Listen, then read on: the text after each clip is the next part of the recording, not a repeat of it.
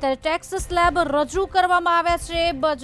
બજેટમાં અત્યાર સુધીની મોટી જાહેરાત કરવામાં આવી છે। 4 થી 8 લાખમાં 5% સુધીનો ટેક્સ, 8 થી 12 લાખ સુધી 10%નો, 12 થી 16 લાખ સુધીમાં 15%નો ટેક્સ, 16 થી 20 લાખ સુધીમાં 20%નો ટેક્સ, જ્યારે 20 થી 24 લાખ સુધીમાં 25%નો ટેક્સ કરાયો છે। નવી પદ્ધતિ, તેમાં 24 લાખથી વધારે હોય તો 30%નો ટેક્સ ભરવો પડશે।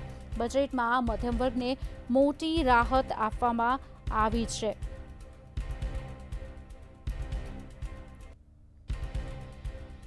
નિર્મલા સીતારામનના બજેટમાં આવકવેરા ભરનારાઓને પણ મોટી રાહત મળી છે। હવે 12.75 લાખ રૂપિયા સુધીની આવક પર કોઈ ટેક્સ નહીં લાગે। તમે છેલ્લા 4 વર્ષનું આઈટી રિટર્ન એક સાથે ફાઇલ કરી શકશો। વરિષ્ઠ નાગરિકો માટે ટીડીએસની મર્યાદા 50,000 રૂપિયાથી વધારીને 1 લાખ રૂપિયા કરવામાં આવી છે। નોકરિયાત વર્ગ માટે ખુશીના સમાચાર કહી શકાય।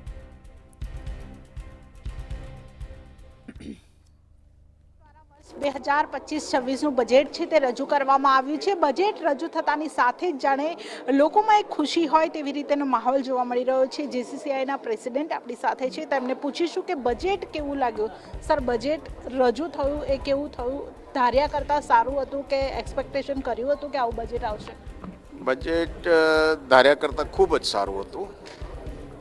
લોકોને કોઈને એક્સપેક્ટેશન નહોતું, દરેકને હતું કે રાહત આવશે મિડલ ઇન્કમ ગ્રુપ માટે, પણ આ લેવલની રાહત તો કોઈએ ઇમેજિન નથી કરી। એટલે ખૂબ ખૂબ પોઝિટિવ, અને તમે એમ કહેવાય કે આ બજેટે આખો દેશની ઇકોનોમી અને માહોલ બદલી નાખશે, અને ગ્રોથ એન્જિનની ગ્રોથના એકદમ પાથ ઉપર દેશ દોડી જશે। આવતા 5-6 મહિનામાં આપણે બધા જોઈ શકીશું। સર, કેટલો ફાયદો થશે બજેટથી? કારણ કે રોજગારી ઘટી રહી હતી, બેરોજગારીનું પ્રમાણ સતત વધી રહ્યું હતું। રોજગારીની તકો કેટલી નવી ઊભી થશે? રોજગારીની તકો અનેક ગણી ઊભી થશે, કારણ કે સ્મોલ સ્કેલ અને મીડિયમ એમએસએમઈને ખૂબ ડિટેલમાં સંબોધવામાં આવ્યું છે, અને એમની પણ લિમિટો જે વધારી છે ઇન્વેસ્ટમેન્ટની અને અનેક લિમિટો, એનાથી એ ઇન્ડસ્ટ્રીને બૂસ્ટ મળશે, અને એ બૂસ્ટ જે મળશે એનાથી આપણે આવતા જે 2047નો પાથ લે કર્યો છે મોદી સાહેબે, અને એ પાથ પર આપણે ખૂબ વેગથી આગળ વધીશું।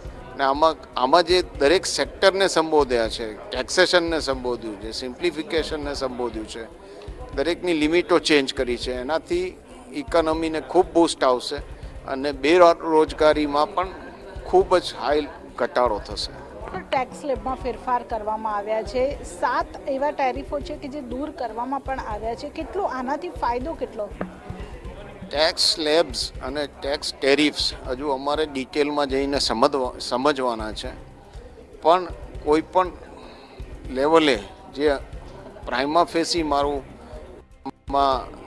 સમજ છે અને જે અન્ડરસ્ટેન્ડિંગ છે, એમાં તેમને રેશનલાઇઝ સિસ્ટમ્સ કરી છે, જે મલ્ટિપલ લેવલે ટેક્સેશન્સ હતા, અને બંનેમાં ઇમ્પોર્ટમાં, એક્સપોર્ટમાં, ઇન્કમ ટેક્સમાં, ડાયરેક્ટ ટેક્સ, ઇનડાયરેક્ટ ટેક્સ, તો આને રાહતો તો થશે જ, પણ આનાથી લોકનું ટેક્સેશન ભરનાર લોકો વધશે, અને ઇન્ડસ્ટ્રી અને પર્સનલ લેવલે ગ્રોથ આવશે।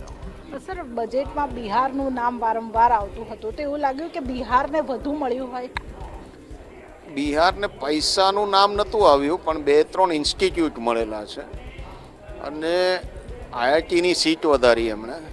બિહારનું આઈઆઈટી બહુ જૂનું છે, એવું છે નહીં કે આજનું છે, અને તેઓએ બુદ્ધા માટે ખાસ કોરિડોર કર્યો, પણ બુદ્ધા તો જન્મ્યા ત્યાં, એટલે આજે પિલગ્રીમેજ ઇન્કમ ખૂબ છે બિહારને એની। બાકી તો તમે જુઓ તો એક ઇન્સ્ટિટ્યૂટ બીજું ત્યાં આવ્યું છે, બાકી બજેટમાં જે એલોકેશન છે તો એક સરખા જ થયેલા છે આ વખતે દરેક સ્ટેટને। મધ્યમ વર્ગને કેટલો ફાયદો થશે આનાથી?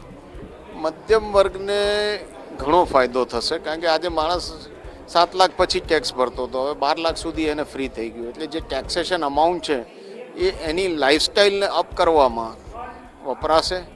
પોતે 12 લાખ સુધીની ઇન્કમ સુધી બિલકુલ ટેક્સેશનની એને કોઈ જાતની એ ફિકર નથી, એટલે ફ્રી લિક્વિડિટીના કેશ જે આવશે સિસ્ટમમાં એ સિસ્ટમને આગળ લઈ જશે અને મધ્યમ વર્ગને પોતાની લાઈફસ્ટાઈલ આગળ લઈ જવામાં આ મદદ કરશે.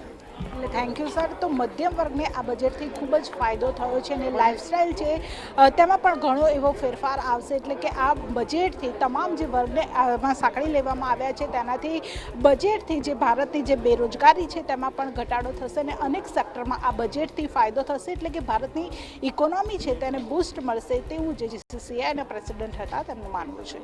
કેમેરા પર્સન બિપિન અમીન સાથે કિંજલ બોરીસા, મંતવ્ય ન્યૂઝ, અમદાવાદ.